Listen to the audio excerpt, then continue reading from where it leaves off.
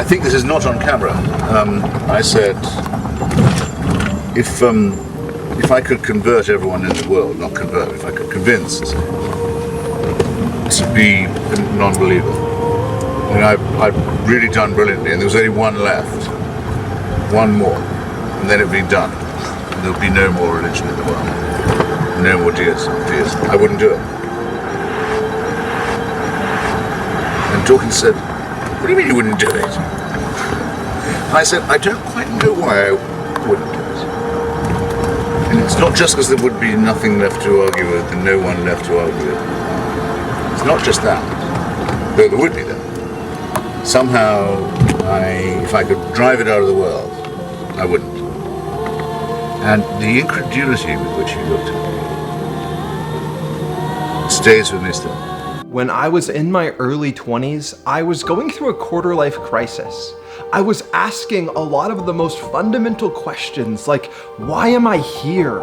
Is there a God? Is there a purpose in this world? Or am I just a result of billions of years of random mutations that somehow led to me and my feeling of consciousness and existence? Like, is this all kind of a big, just like random thing that's going to end in nothingness? Or is there inherent meaning behind everything that I decide? And this is the question that we're gonna get into in this video. Is God real? How can we know if he is real, whether or not he is? What are the arguments for his existence? What are the arguments against his existence? Honestly, this is like trying to bite off the world's biggest pizza in a single bite. That's kind of how I feel going into this video. So just know, this video probably isn't going to change anyone's mind. I mean, maybe it will. I do think I have a pretty good understanding of a lot of these arguments now, but I just ask that if you're watching this either from a theist perspective, where you believe there is a God, from an agnostic perspective, where you're like I was back in 2018, really unsure even what the arguments were, let alone where I landed on them, or if you're an atheist, you're really convinced that there is no God, there can't be a God for certain reasons. I just ask that you kind of put all of your presumptions aside. I know it's really difficult, but it's one of the most valuable skills that I learned when I was a debater back in high school. The ability to just argue both sides of an issue, to really look at them and pull out the most valuable, strongest arguments from each side to the point where you can honestly debate both sides. You can see the goodness in both sides. That is kind of the stance that I want you guys to take. Let's think about these arguments from kind of an as unbiased as humans can, which is never going to be completely an unbiased perspective. And then the second thing that I want you guys to try to accept as we get into this video is that there are inherent truths in the world. And whether or not we believe rightly, there is a truth. For example, 2 plus 2, mathematics, is just a great example of inherent truth that exists in the universe. 2 plus 2 is always going to equal 4. And even if you were taught some crazy stuff... Math is basically racist under this ideology because it says there is no such thing as an objective reality, so 4 might not be the right number. 2 plus 2 might actually equal 5. And you don't believe that that is true, it's still inherently true that 2 plus 2 it equals 4. Your opinion does not matter to the truth. The truth is going to exist whether or not people believe that. And this is kind of the perspective that I want us to take when we're looking at the arguments for the existence of God, which is that God either is or he isn't. And it doesn't matter what we believe. If I believe God is real and he's not real, it doesn't matter what I believe. It does not make God real. And on the flip side, if I believe God isn't real and he is, then it doesn't matter what I believe. My unbelief does not make him not real. So there has to be an objective reality. Either the universe had a cause, there's something that made it exist, which is what we're talking about when we talk about God in this video, or there isn't. Let's get into these arguments. So the first thing that I did was I wanted to understand what all of the best arguments were against the existence of God. So I read Richard Dawkins' The God Delusion, Sam Harris' Letter to a Christian Nation, Christopher Hitchens' God is Not Great, another book called Something from Nothing by Lawrence Krauss, I believe. And really, I was just trying to understand and build in my own mind the worldview from naturalism, which is the idea that there is nothing beyond nature. Nature is all that ever was or is, and essentially there's nothing supernatural, there's nothing outside of nature, and just really trying to understand what this worldview means. And honestly, during this period, I started to get a little bit depressed. I'm not going to lie. And that said, I wasn't going to let this depression impact my decision making because, like I said, it's either true or it's not, and my feelings really don't matter in it. And this is something that speech and debate helped me to really wrap my head around in a way that I never could have before.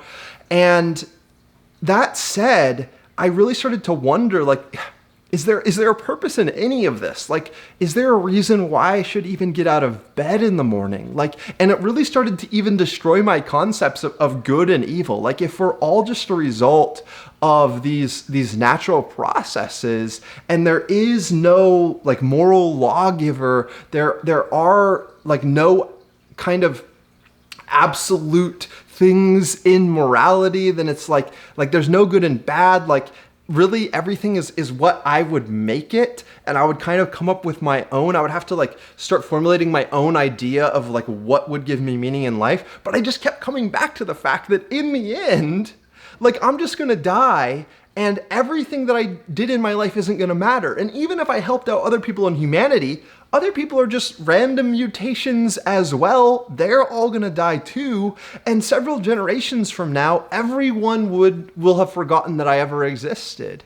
And then, even if I somehow did something miraculous, say I was like an Elon Musk-esque figure who's sending people into space and helping paraplegics use computers and a soon returning sight to the blind and stuff like that, like, yeah, sure, then maybe I'm going to be remembered for thousands of years. But then in the end, the sun expands, burns up the earth, explodes, and our whole solar system just kind of becomes dark and lifeless. And it really just led me down.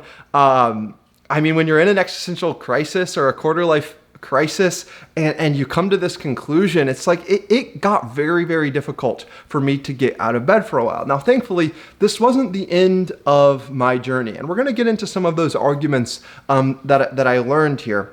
But I had to get the other perspective as well, right? So I started reading authors like John Lennox, who's the mathematician from Oxford University, a PhD, who has written a lot of books about whether science has buried God, and literally some books responding directly to some of those new atheist works. C.S. Lewis has some incredible books like The Problem of Pain or Mere Christianity. Started reading some of those books, and I could go on and on. So I really started to formulate, these two worldviews that are completely in conflict, and I was trying to use the best of my own mind's capacities and my experience from speech and debate as a national debate champion to like weigh each of these arguments and try to figure out like what is the truth. Because I have to say, guys, you cannot prove the existence of God And you cannot disprove the existence of God with science. And that was kind of a crazy realization for me as I, was storing up all of these best arguments in my mind during this period.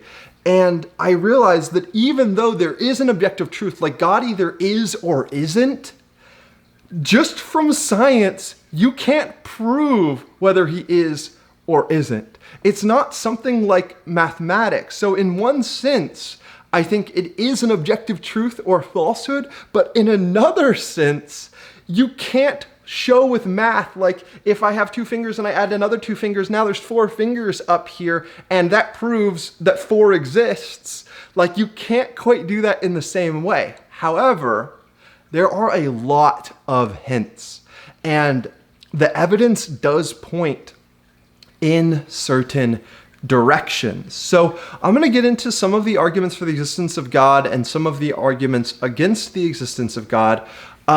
But I kind of want to kind of just posit here beforehand that God and science are completely not in conflict. And here's an example that I could give you. If you look at The Lord of the Rings by J.R. Tolkien, and you open up The Hobbit, and you're looking at The Hobbit, there are reasons within this world why things are, and then there's also kind of a reason outside the world why things are. For example, like, why did Frodo have to try and bring the Ring of Power to Mount Sauron to burn it? Well, you could say, well, because he was trying to save Middle-earth. And that is one, like, true assessment of why Frodo decided to go on this journey. But another just as true reason could be because J.R. Tolkien wanted Frodo to do this, and J.R. Tolkien was the god of Middle-earth and wrote the story and had complete control over Frodo's actions. So both of these things are simultaneously true, and they're just looking at the world at a completely different level. And this is the truth about our world and science. Science explains things within the world, but it can't explain kind of the higher reasoning of why. For example, if I had a pot on the stove and it started boiling, and I asked, well, why did that water start boiling? You could say, well, because you had heat under it and it started to heat up the water, and once it reached a certain temperature, that water hit a boiling point and there was a reaction that caused the water to start bubbling. And that's a good scientific reason. However, another viable reason is the water is boiling because I wanted myself some tea. And that is on a completely different level of science. So I think that one of the fallacies, unfortunately, that creationists have posited is like this God of the gaps fallacy, where if we don't understand something in science yet, God did it, which is honestly a terrible argument. And it's just so bad, because all of a sudden, as science starts to realize more and more of the fundamental reasons why things work, and we start to create new theories and things start to make sense to us, all of a sudden, it's like those gaps that God fits in get smaller and smaller and smaller. When in reality, the reason why we can understand science is because if God is real, he created an understandable world that follows certain laws. So in fact, the more that we understand about science, it doesn't reduce the need for God, but instead it can make our awe for God greater and greater if he is real, understanding the complexity of the world that he made. Hopefully that makes sense. But then the logical fallacy that's kind of presented on the atheist side is this whole idea of, oh, we understand how these things happened in science, so now we don't need God anymore. And that is just as much of a fallacy as the kind of God of the gaps, we don't understand this, God must have done that fallacy that creationists have. Because this fallacy posits that somehow because we understand how the world works, all of a sudden we don't need a cause or a designer that kind of created these rules that we're figuring out. It would kind of be like if we were reading The Hobbit by J.R. Tolkien and we start and like when we opened it, we had no idea, like, what is this? Like, there's all these weird lines and there's black and white. And then we started to realize, wait, each of these lines is kind of separate, and there seems to be these like repeating letters in them. And actually, it looks like there's these dots, and every time there's a dot, the letter afterwards is like a different version of the same letters that exist. And we could start to realize and maybe decode the language and eventually start to figure out what these words say. And then all of a sudden we could be like, oh wow, there's these rules, and these rules repeat. And it doesn't matter where you turn in the book, like there's always a capital letter after a period as we start to realize what these things are, and we give them names. And then it would be like saying, look, now we understand how all this works. We understand all the rules that determine this book. So now we don't need J.R. Tolkien anymore. There doesn't have to be an author because we understand all the rules that exist inside the book now, which totally doesn't make sense. It does not link logically. So when a scientist says, like, oh, we understand this about the world now, we don't need God, it's just a complete non sequitur. It doesn't follow logically at all. Just because we understand the sentence structure and we understand the reason that Frodo is going to the mountain to throw the ring into the lava doesn't mean that we no longer need an author who created everything that we now understand. So hopefully that makes sense. And it's unfortunate that both of those logical fallacies exist on both sides. So now let's go into a few of these arguments for the existence of God. And guys, let me quickly say three things. One is that my current understanding is constantly evolving. So I want you guys to know that the things that I say now, like, I'm learning. I'm a human being who is constantly soaking in more information, learning, developing my arguments, developing my thinking as I go. So this is like a stream of consciousness that represents the current state of my existence, the current state of my thought, and things that I believe can change over time. So remember that. The second thing that I want you to remember is that this list is in no way an exhaustive list of the arguments either for the existence of God or against the existence of God. In fact, this is like barely scratching the surface of them. And then the third thing that I want you guys to realize is that even the arguments that I am about to cover here, we're covering them on a superficial level that I hope, if the argument is interesting to you, it will cause you to want to dive deeper into it. And like literally each of these arguments that I'm going to be talking about here, there are entire libraries of academic work and kind of work that's more focused towards the layman on every single one of these arguments, like multiple books on every single argument. So this is in no way like covering these arguments in any depth. So keep all of that in mind as we get into this. So I'm just going to go over just some of my favorite arguments for the existence of God. So one is called the Kalam, I think I'm saying that right, cosmological argument, and it's very, very simple. And what's really interesting about this argument is that it was actually first given by someone, I think, in Islam, which I thought was very interesting. That is, if the source that says that, that told me that is actually true. But when you look around the internet, it seems to be where it's sourced from. And this argument is very simple. It just has three basic premises. So the first premise is everything that has a beginning, or everything that had a beginning, has a cause.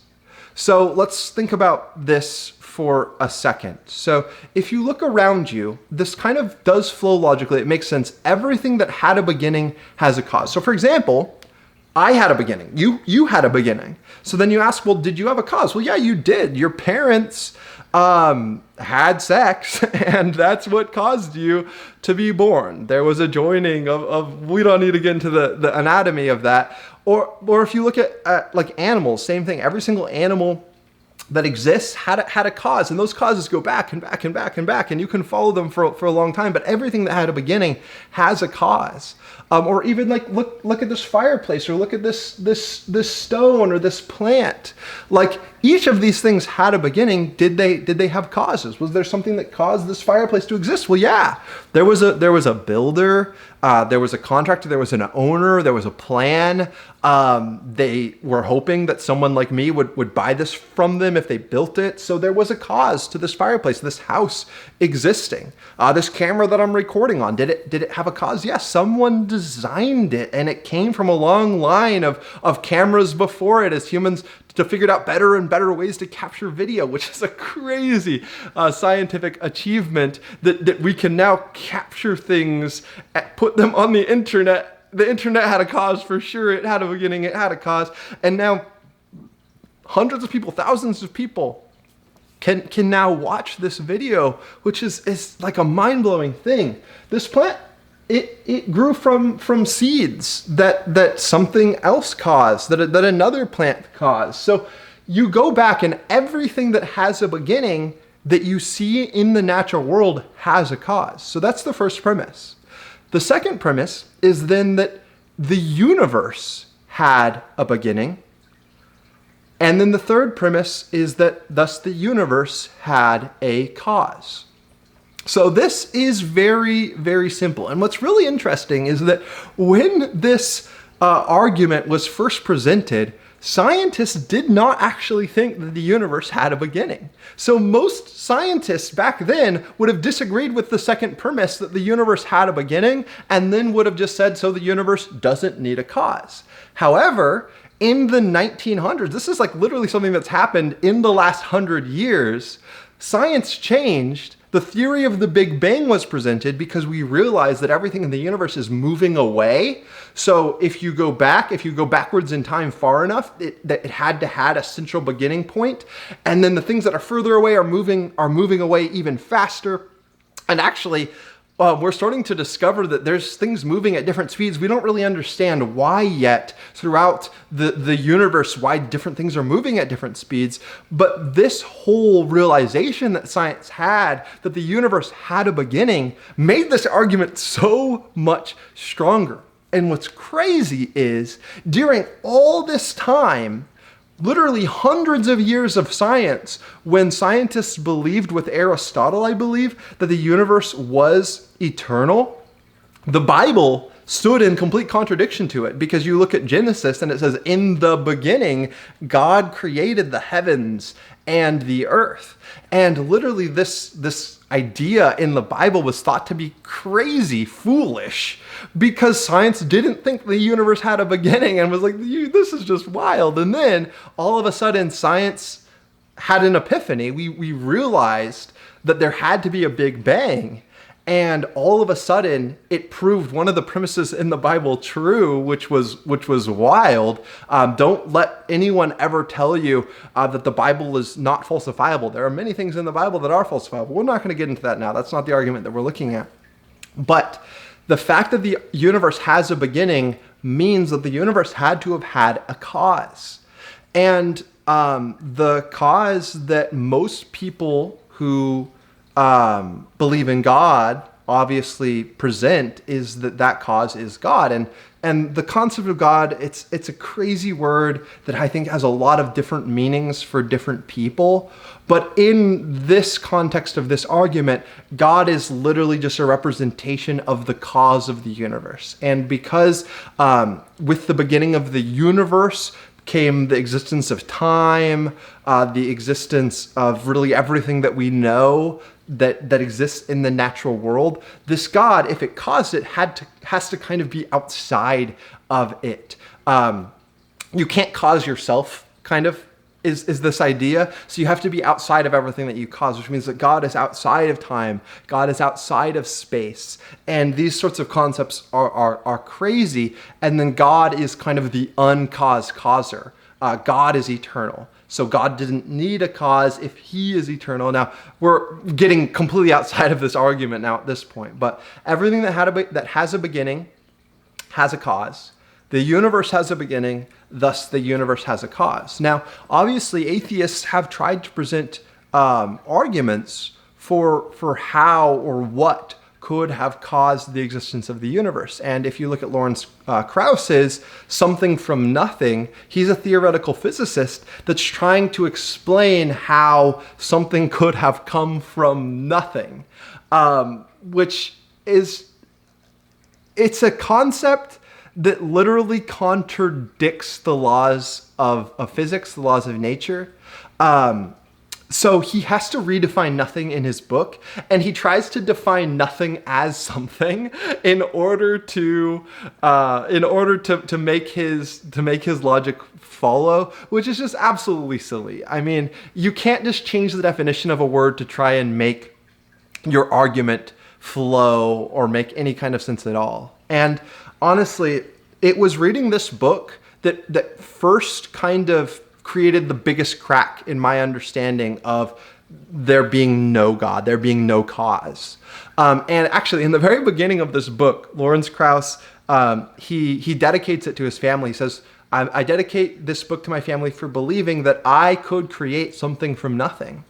And I think he's kind of playing on two things, because the name of the book is Something from Nothing, so just like believing I could create this book. But he's also trying to very clearly say that he created this book from nothing, which is completely untrue.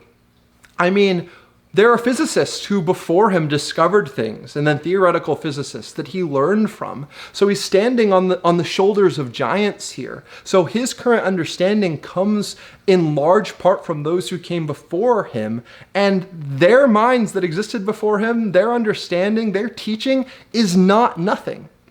Lawrence Krauss has a brain that he didn't create, he didn't cause to exist, but it is also very clearly not nothing. Lawrence Krauss is a PhD. He's a great thinker. Some of the conclusions that he comes to, I don't think flow logically, but that does not mean that his brain doesn't exist, that his brain is nothing.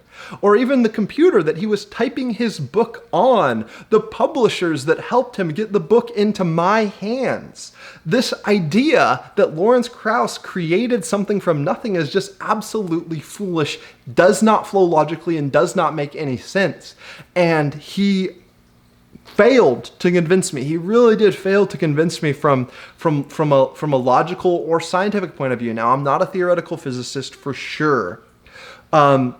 But he failed to convince me, his arguments did not seem to flow, that the universe could have come from nothing. So I think that this is one of the strongest arguments for the existence of a causer. If there's a bang, there had to be a banger. There had to be something before the existence of the universe to cause the universe to come into existence. So that's the first argument. There's also a contingency argument, which is like that there's contingent things, and we're not going to get into that. It's kind of similar, but I think it's also a strong argument for the existence of kind of a universal uncontingent thing. Here, let me just quickly say the premise of that, and then we'll move on to the next argument that I actually want to get into. But this contingency argument is that everything that exists either exists necessarily or contingently. The universe exists, so it must either be necessary or contingent. The universe isn't necessary if it could conceivably not exist, so it must be contingent. And this, you're getting into some deep logical thought here, but if you could conceive that the universe could have possibly not come into existence, which it totally could have not come into existence. If it had a beginning, then it logically follows that there is totally a way that it could have not come into existence. Like it is not a necessary thing. So if the universe is a contingent thing, then it must have a cause or reason for its existence, because everything that's contingent relies on something that's necessary. You can see how it's similar in some ways to the argument that we just covered. Therefore, there must be a necessary being or cause that explains the existence of the contingent universe. And this being is what people would commonly refer to as God. So the contingency argument, I think, is a very interesting argument as well that's worth getting into. It is different from the Kalam cosmological argument, but in some ways it's also similar. But let's get into this second argument now that I think is really, really strong for the existence of God. And this is the fine-tuning argument. And atheists, very smart atheists, really wrestle with this one. Even people like Christopher Hitchens. I'll play a clip for you right here after I explain this a little bit. Christopher Hitchens was really struggling with this one. So just to sum up the premise really quick, then we'll listen to Christopher Hitchens and then we'll get a little bit more into it.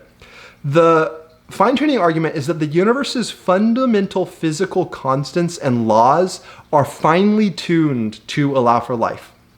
This fine-tuning is highly improbable to have occurred by chance, given the almost infinite number of possible rules or laws that each of these constants could have had. I mean, it's infinite in each one of them, and then there's so many constants. And if any constant changed even a hair's breadth, life as we know it couldn't exist, the universe as we know it could not have formed. So it's highly unlikely that fine-tuning is due to chance. So the best explanation for the fine-tuning of the universe is that it's the result of design. And this designer, this causer of the constants, of the rules, making them the way that they are to allow for life, is what people would commonly refer to as God. And it's very, very kind of in the weeds. I think we aren't going to be able to really get into it here. But if this sounds interesting to you at all, or at least you're curious about it, I highly recommend digging into the science. But let's quickly listen to Christopher Hitchens.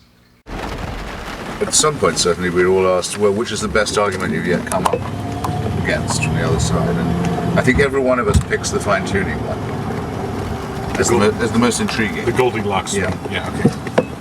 Fine-tuning the 1 degree, well, 1 degree, 1 hair different to nothing.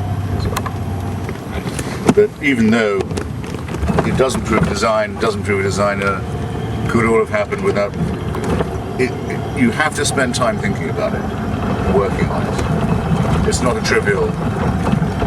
We all say that. So as you can see, this is an argument that he says, like, you have to really think about. And the kind of response that atheists have now for how the universe could be perfectly fine-tuned across myriads of different things that all can have an infinite number of possible constants, and somehow it's all perfectly aligned to allow for life, which you're looking at just like these completely impossible odds of improbability for it to have existed. I think a good kind of example of this would be the odds of the universe having all of the perfect constants that it has that allow for the existence of life and everything are less likely than if you filled up thousands and thousands of planes with quarters and dropped them all over the entire state of Texas until the entire state of Texas was covered in quarters and every single one of them landed on heads. Not a single one landed on tails. Like this is the sorts of odds that we're talking about. So the way that atheists try and answer this is by giving the theory of the multiverse, which is essentially that they say, well, maybe there's an infinite number of possible universes that all have different constants. And if you have an infinite number of universes, then one eventually is going to perfectly have every single quarter land on heads, and all of a sudden there's going to be life. And the fact that we exist means that we happen to live in that universe.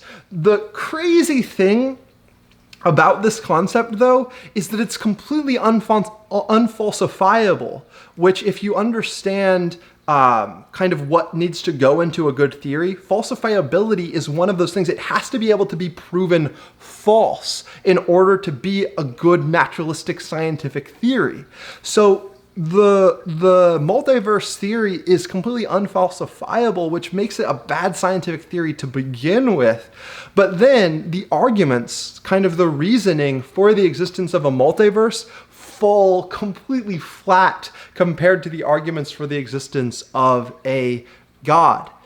That said, I can't disprove the existence of a multiverse either, so it's just very, very interesting that that is kind of what atheists go to try and argue for the existence of life and how all the constants are perfectly aligned for it. But I want to take even a step further back and say that the existence of a God is kind of the only thing that can explain the existence of constants at all.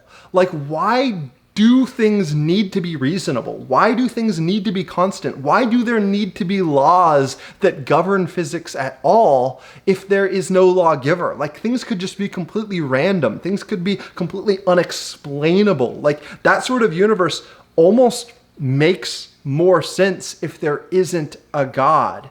And kind of an empirical piece of evidence that supports this is the fact that if you look at what actually caused modern science as we know it to come about, science came about from societies that believed in a God.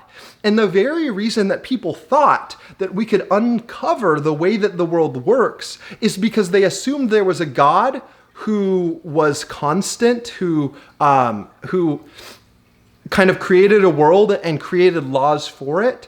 And it was the premise, the belief in an existence of a reasonable God that made people first believe that the world could be reasonably understood.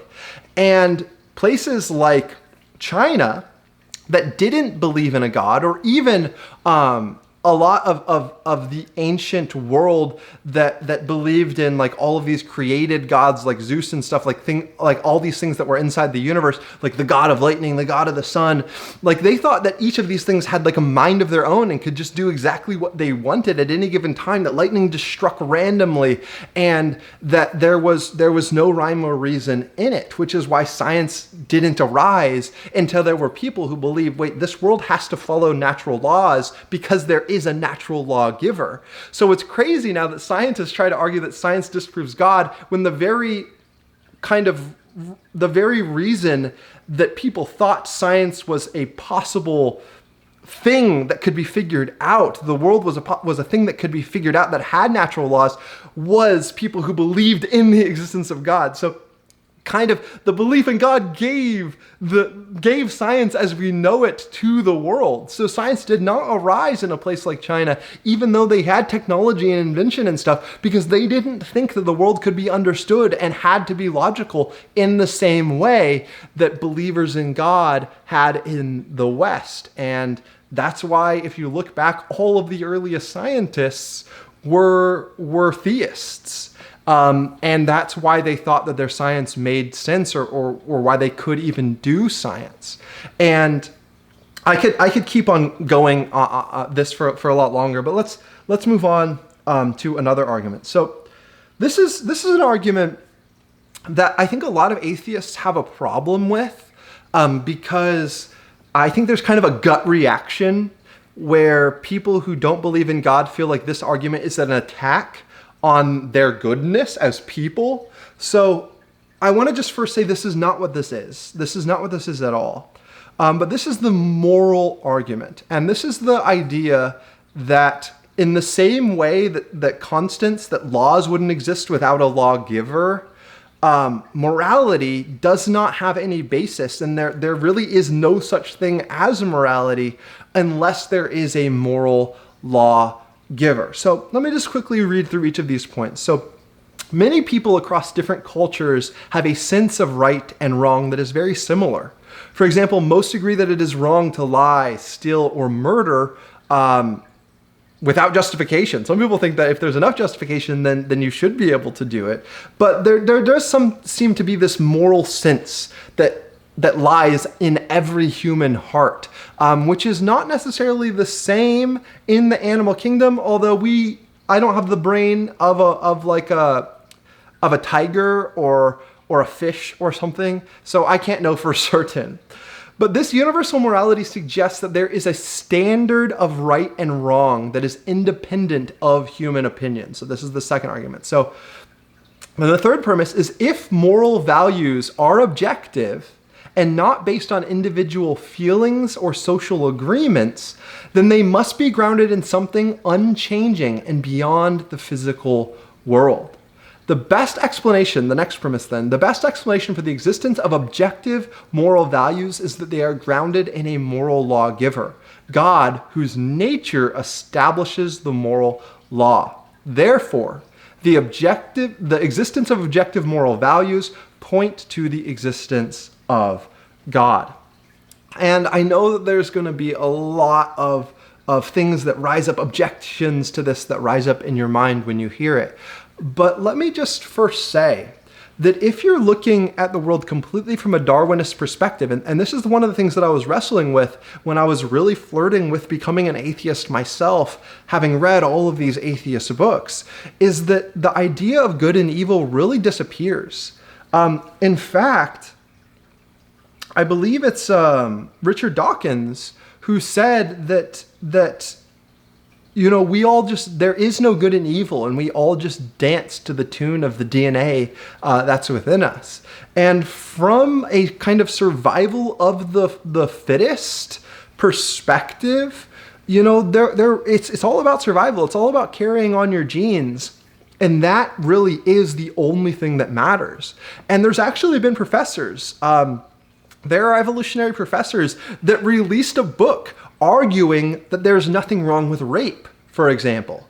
And they had a lot of logical premises in this for why there isn't anything wrong with rape, how it helps continue the human species. It helps us reproduce. It's an arguably surefire way to make sure that humanity continues. And as far as the Darwinist perspective has an opinion on this, then that's good. That helps humanity continue. That means we aren't going to die out. That means that the fit continue to survive. And there is nothing morally objectionable about rape, because there really is no such thing as morality at all. Or another thing that the atheists who really take their worldview to the end will say is things like, it's no worse to kill a child than it is to kill a pig. And the reason that you can say something like that is because from a Darwinist perspective, if you look at the development of the mind, pigs are very smart animals. They have quite a bit of intelligence, kind of similar to dogs. And we kill pigs all the time, though. We like bacon. We like food. And if you then compare a pig's brain to that of especially a newborn baby, especially when they're only weeks or months old, the newborn baby's brain is not that developed yet. And the pig, in many ways, or in all ways, very early on, is more intelligent than that newborn baby. So from a completely Darwinistic perspective, if killing intelligence is the bad thing because you want more intelligence in the world, then you could argue that killing a newborn baby is less bad. They have less capacity for reason, less capacity for even feeling pain than killing a pig. And without the idea that humans are created in the image of God and that we're valuable, we have some sort of value beyond that of animals, I mean, this could continue really. And this is all just going to show that if you remove God and we kind of become our own God, and what we think is right and wrong is what determines what is right and wrong, then you lose the moral kind of fundamental groundwork. You lose the foundation for a moral society, and kind of anything goes. As long as it helps the species continue, then it's fine. That rhetoric of mine about blind physical forces and indifference and DNA neither cares nor knows. Maybe you're right that portrays a hideous world. Well, maybe the world is a hideous world. It doesn't make it not true. No. That's the fundamental point that I would wish to to leave with you. Now, people like Sam Harris have written books kind of responding to the moral argument that say things like, well, Darwinism actually allows for the evolution of morality as well, because obviously, like if you're in a hunter-gatherer society, and you take down a big game, and you go back to your village, well, first of all, like you can't eat the whole thing yourself because it's going to go bad because there's no refrigerators and stuff back then. So you share it with your village, and sharing is something that we would count as a moral virtue today. And he would say that evolutionarily, that's because a hunter-gatherer society that shared their food with each other is more likely to survive than a hunter-gatherer society that was selfish, didn't share their food, and then died out because of that. So that caused humans to evolve. Those who shared were more likely to survive. And that's how he says that we get our morality. And I do think that there are social kind of value, there's social value to moral actions. That's very true. But it doesn't present any reasoning for objective morals, things that are objectively true or good versus false or evil, apart from our own opinions. And essentially from his perspective, morality can change over time. Morality can change between different societies. If China thinks that it's valuable for their society to, imprison and kill Uyghurs, then what can we say to that? I mean, it's their society. So you lose a lot of the ground to argue for the evil of things or that anything is evil, because really, from a Darwinist perspective, there is no morality. So if you believe that there is objective right and wrong, then that argues, if you look back at the different premises and conclusion, that argues for the existence of a moral law giver that is outside of ourselves and outside of the universe itself. And the moral law is then one of the laws that exists inside the universe. And there is objective right and wrong if there's an objective lawgiver. I know I'm not explaining any of these perfectly, but hopefully I'm explaining them in a way that you can understand, and it's not too boring. So I'm just going to fly over a couple more of these. I think another argument for the existence of God is the resurrection of Jesus. This gets into a historical argument, though, and history is something that is difficult because obviously it doesn't 100% just flow logically, so you can't just logically come to a premise like the ones that we've covered before it. And also, history, I think, is kind of a science, but it's not a science in the way where you can run an experiment and empirically verify something through experimentation that someone else claims is true, because you can't go back in time. So history is one of those things where you have to look at the evidence and you have to come to a conclusion based on the evidence that exists. And I'll just say a couple things here. One is that every single historian that is worth their salt at all, even atheist historians like Bart Ehrman, say Jesus existed, he was a Jew, and he was crucified by the Romans.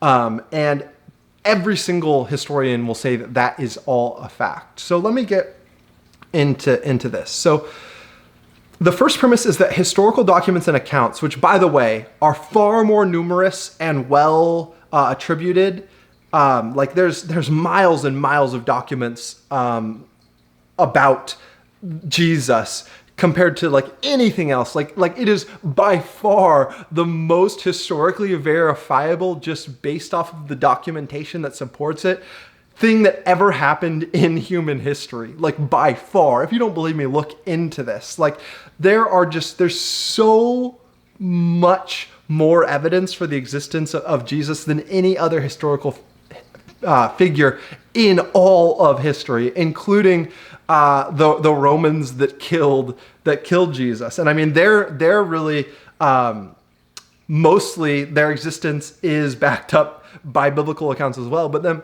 extra biblical accounts to talk about Jesus and his resurrection and stuff outside of history by non-Christians who were just historians even talk about this, which is just like crazy, crazy stuff. Like there's letters between different Roman rulers talking about how to deal with Christians and about how they're saying Jesus rose from the dead and stuff like that. So The historical documents and accounts, including those outside of the New Testament, suggest that Jesus was a real person who lived in Judea, was crucified by Pontius Pilate, and whose followers claim that he rose from the dead. And every single legitimate historian, New Testament historian, will say that all of these things that I just gave in this first premise are true. So then the second argument is that the disciples and early Christians were willing to endure persecution and death, which indicates that they truly believed in the resurrection and unlikely were that committed to a known lie. So if you're willing to be, like, if you look at the accounts of Paul, like stoned, whipped, shipwrecked, just persecuted in these crazy ways, imprisoned, eventually literally killed, or Peter hung upside down, crucified upside down. A lot of the early followers, Stephen, stoned to death, with accounts inside and outside the Bible, literally believed that Jesus rose from the dead and were willing to die for that claim. And if you're trying to, like, posit a lie, normally you're not willing to die for something that you know is false. So then the third premise, various explanations exist and have been proposed to explain the resurrection claims, but face historical and psychological objections. Like, for example, Bart Ehrman will say, well, maybe there was mass hallucinations. Like, at one point, Jesus, according to the accounts, appeared to 500 people at once. And in this letter that's being written, it says, Paul says, most of these people are still alive. Like, go talk to them. Some of them have died, but most of them are still alive. So the fact that, like, Jesus would appear to 500 people at once, like Jesus appeared to the disciples over 40 days. Like, he ate with them. He let them physically touch the wounds in his hand and in his side. And, like, these accounts are crazy. So another argument is that, like, well, maybe Jesus didn't actually die, right? Like, maybe they thought he was dead, but he didn't actually die. And it's like, bro, the Romans knew how to crucify people. Like, the Romans killed people all the time. They knew how to successfully put someone to death. Like, this is wild. And you look at, like, how distraught the disciples were after Jesus was killed. Like, many of them, they dispersed. They went back. Peter went back to fishing. They went back to what they knew. They were completely destroyed. They thought that the Christ that they believed in was false, that he had died and it was all over. And then the crazy change when Jesus appeared to them, and the world-altering thing that happened in history there, like, something happened. Something weird happened. I don't know. I'm not saying, like, a resurrection happened, but, like, something maybe like post-bereavement hallucinations. Like, we know Jesus existed. That's something weird happened, as you we say. know, yeah, something weird happened, and the very fact that there's reasonable disagreement here. I mean, because even if a bunch of people hallucinated, Yeah. that's weird. As Hitchens said of fine-tuning, you need to spend time thinking about it. You need to work on it. like, this is a serious thing. Yeah, it seems quite... And also, of course, like, the number of reports, or the number of, like, manuscripts for the New Testament that we have that are feasibly close to the source and from a kind of secular history point of view are just unbelievably more numerous than comparative events and reports and stories and writings from similar times and earlier times. So there is, like, an argument to be made here that makes it stronger than I think putting it in, like, F tier. Like, there were other people in the Jewish time, which, by the way, the Jews did not believe in a resurrection within history at all. So this was opposed to all of their presuppositions as well. But there were people, they were waiting for a Christ. The Jews were waiting for a Christ, a savior, someone to restore the kind of Jewish freedom, the Jewish kingdom. And there were many people that rose up in that time claiming to be Christ. And when they died, they just dispersed. Everyone who was following them went back home, and that was the end of it. And there are multiple attested accounts in history of this happening. Yet somehow Jesus was different. At first it happened the same, and then all of a sudden, all the followers of Jesus were like, he's back alive, he's alive, and now we have the church that exists today, which is wild. So something happened in history. Something happened. And the best explanation, this is now going back to the argument, the next premise, the best explanation for the empty tomb the transformation of the disciples, and the rapid spread of Christianity is that Jesus actually rose from the dead. Now, if you come from a naturalistic perspective where you think that nature is all that is, then this sounds completely foolish. Like, how could this be the most natural explanation? Like I've heard atheists say if they were literally alive, saw Jesus crucified, then saw him rise from the dead with their own eyes, they still would not believe in Jesus. They would think that they were hallucinating. I have asked myself that question previously. Is there any evidence that would flip me into the belief camp and so on? And I simply can't think of any. I think if I tell myself that if I agreed with some evidence, then it showed that I'd simply gone mad. Right.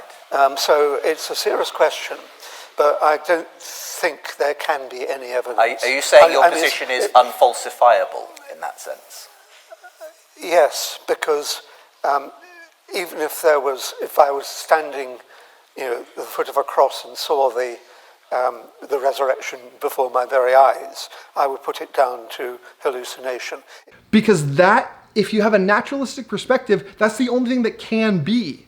But I think that it's kind of foolish to believe in a naturalistic perspective based off of the arguments that we've gone over already. The universe had a beginning, so there has to be a cause. There has to be something outside of nature that caused nature to exist. And if there is something outside of nature, if there is an all-powerful creator of the laws, then it makes sense that the creator of laws could violate laws in order to reveal himself to humanity. So if Jesus rose from the dead, it validates his claims about himself and God, pointing to the existence of the God that Jesus described. And he says that the Father and I are one. He says, I am. Before Abraham was, I am. So God literally wants to be known. He wants us to know that he exists, which is why he came. He entered into history. He became like us so that we could know him and so that he could know us on a deeper level.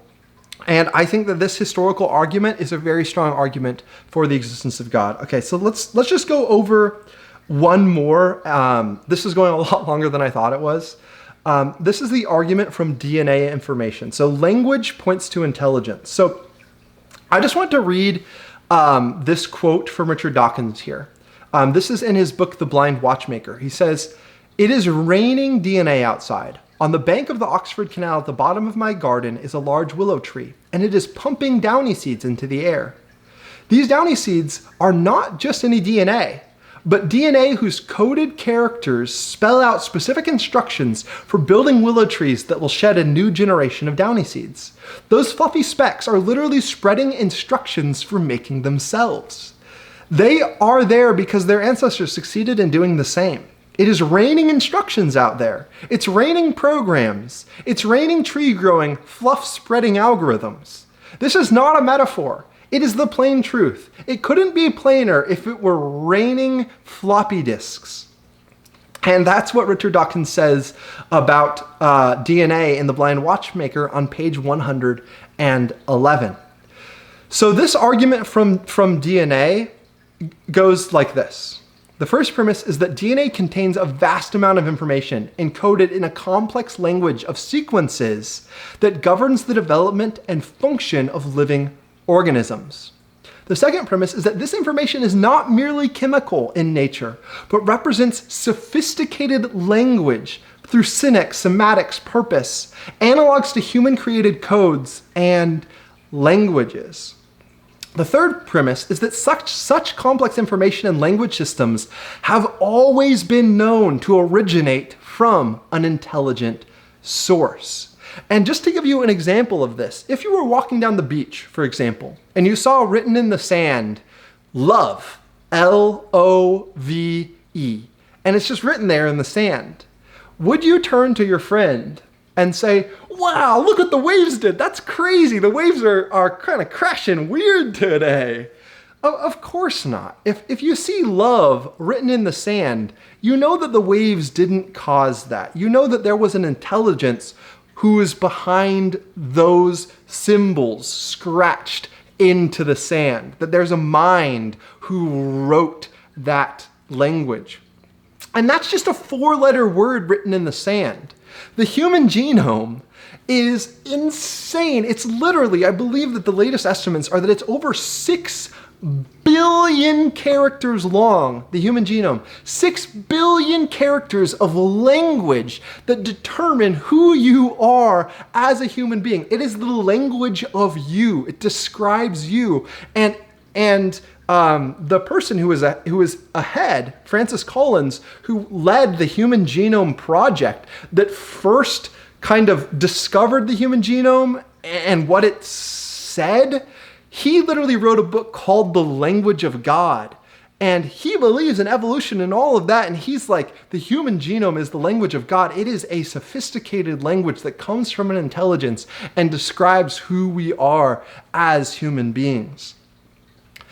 Going back to the arguments here. So that was such complex information, and language systems have always been known to originate from an intelligent source.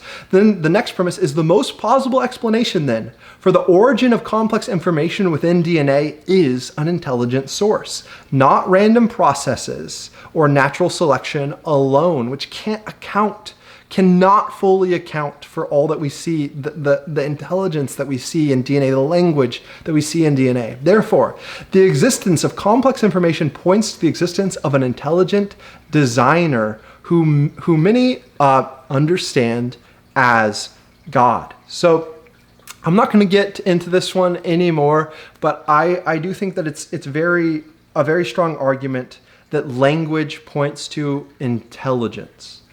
And the more that we understand about DNA, like, it makes God even seem crazier. Like as I said at the beginning, more understanding does not remove the existence of God. It causes us to be more awe-inspired at the world that he made. Okay, let's get into a couple. There's like something more. There's more arguments here, but I'm not going to get into them. Let's talk just about a couple arguments against the existence of God that I think are very strong. And kind of what some of my responses are to them. So one is an argument about, if God was real, like, why doesn't he make himself clearer to us? Like, if I saw like God is real written in the sky, I would think, oh wow, God is real. Like, that's crazy. He revealed himself to us in that way. But in many ways, I think God is real kind of is written in the sky. David says in the Psalms, the heavens declare the glory of God. The sky above proclaims his handiwork. Day to day it pours out speech. Night to night it reveals knowledge. So in some ways, just the existence of the sky does point to a God. The second response I would say to this is that it's kind of been proven that miracles do not make people believe in God. I remember that atheist who literally said, if I saw Jesus rise from the dead, I still wouldn't believe. It's kind of this whole concept where it's more about the hardness or softness of our own heart than it is about the miracles that we see or don't see. I think there's modern miracles every single day. Like the birth of an ant is a miracle. And if you see something a lot, all of a sudden you're just like, oh, it's not a miracle anymore. Like, imagine if everyone who thought, I wonder if God is real, just saw in the sky written God is real. And it's like, after a while, we'd think that's just so normal that it like literally wouldn't mean anything. And then if something miraculous does happen, we have ways to kind of explain it away, and we will explain it away if we want to. So I really don't think that miracles make anyone believe in God. I mean, if you just look at the accounts of ancient Israel and when they went out of Egypt, like so quickly they turned away from God over and over again, and they saw God do the most crazy things ever. And I have seen God in my own life and through personal revelation as well. I'm not going to get into in this video. But even so, my hard heart, especially when I want to sin, so easily starts discounting that stuff. And God has revealed himself to me in crazy ways. Like, I know he is real. And I still, when my heart wants to be hard, when I want to sin, I harden it. And I'm like, well, maybe, you know? And you kind of explain it away. The next thing is that I think that most people who are atheists and are like, why does God not reveal himself? They really don't want God to reveal himself. They really don't want God to be real. And if you don't want God to be real, if your heart is hardened against it, like God says, if you seek me with your whole heart, you will find me. So if you're seeking yourself with part of your heart, just like a tiny little sliver, God doesn't promise that you're going to be able to find him. And God has revealed himself in crazy ways, like through the existence of Jesus, his death and resurrection. And there's strong evidence for that. Look into that evidence. I think the argument that God hasn't revealed himself is kind of a weak one. And I think that from a naturalistic perspective, you're like, he can't reveal himself because nature is all that exists. So then it's like, well, no matter what you see, you're not going to believe that God revealed himself. Another argument against the existence of God is the problem of evil, the problem of pain, the problem of suffering. I think this is a very strong argument, maybe the strongest argument against the existence of God. The idea that if there's a good, loving, and perfect God, which Christians believe, then why is there so much pain? How come babies die of cancer and birth defects? Why is there so much war?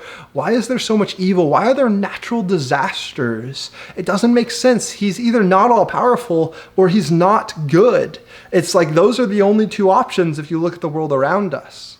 And I think that's a really strong argument. However, I do have some responses to it.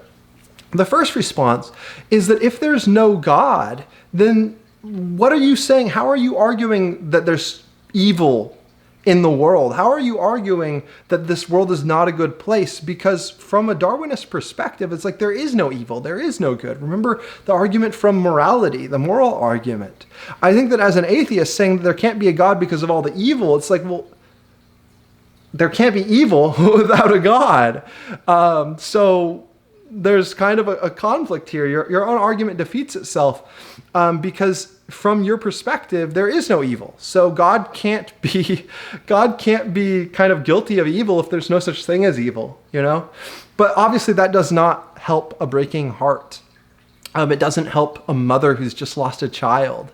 It doesn't help a son who's just lost a father or a daughter who's lost a father. You know what I'm saying. So I think that another argument that I would give is that the biblical account, the biblical worldview gives good reason for the existence of evil. If you look at the account in Genesis, God did create the world in a perfect state. However, he didn't want us to be robots. He didn't want us to be automatons who were just like, yes, I love you, and it's like the only thing that we could do. He wanted us to have choice because he knew that love wasn't genuine, love wasn't real if you couldn't choose not to love. Obedience isn't real obedience if you have no choice but to obey. So the story goes, the historical account, I believe, goes that God gave us free choice and we chose to disobey him. And when we chose to disobey, we got the knowledge of good and evil. Death came into the world was cursed through our own actions. And even today now, the natural world is groaning, as in the pains of childbirth, waiting for Jesus to return, waiting for all that's wrong in the world to be made right. And I believe, I can't get into all of this now, but the existence of pain and suffering, the existence of evil is all going to glorify God more when it's all made right. And this, I could go into a whole multi-hour video just about this specific thing, but our perspective is very limited here. If this world is but a faint whisper that's passing away, and then there's going to be a new heaven and a new earth that exists for forever, then our perspective is so limited that it's hard for us to say, like our knowledge is so limited, it's hard for us to say that God isn't carrying out a perfect plan because we don't know his plan. We don't know what's possible. We don't know what he can do, how he can redeem everything, and how it might bring him more glory in the end and us more pleasure in the end. Another thing I might say is that if there wasn't the existence of evil, if there wasn't the existence of pain, then would we really know what pleasure was? Like if all we ever experienced was pleasure, would we appreciate it? If we never got hungry, could we really enjoy eating an incredible meal? If we never got thirsty, could we really ever enjoy that ice water? If we never stubbed our toe, could we ever appreciate learning to walk in a way that didn't cause us to continue to fall down and stub our toe and bruise our knees? Like, in some ways, you need one in order to appreciate the other. And I wonder if that might somehow play into his whole plan if there is a perfection that's going to come in the end. And I also appreciate if free will is real, which is a whole other argument we could get into, I appreciate that I can make decisions. I appreciate that I'm not a robot, that God did allow me to be able to choose whether or not I want to love him or not.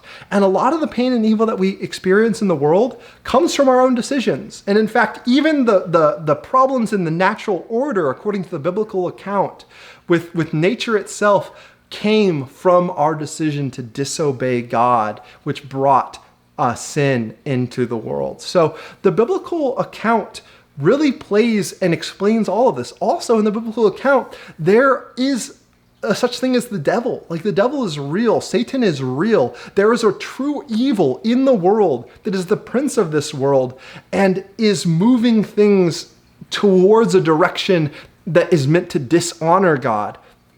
And that yin and yang, I think you look at things like the Holocaust and a lot of the evil that happens, even some of what's going on today, which I don't want to get into, it really points to the fact that there is evil in the world, and there's a reason for that. And if God made creatures that are even more powerful than us, and they also had free will, it makes sense that they could also turn away from God and cause a lot of the evil, pain, and suffering that exists in the world. So I know that is not a full explanation, but those are just some of the thoughts that I have about the existence of evil. So I am really curious to hear from your perspective, what do you think are the strongest arguments for the existence of God? And if you're on the other side, what are the strongest arguments against the existence of God? I really want to hear your opinions, and maybe if there's enough really good arguments presented in the comments, I'll make another video covering some of those as well. But if you guys enjoyed this video, if you watched this whole thing, then I would really appreciate if you'd give a thumbs up and subscribe for more content. I mean, what are you doing? You just watched this whole video. Obviously you liked it somewhat, so make sure you subscribe for more. And until next time, everyone, have fun exploring the truth of the universe.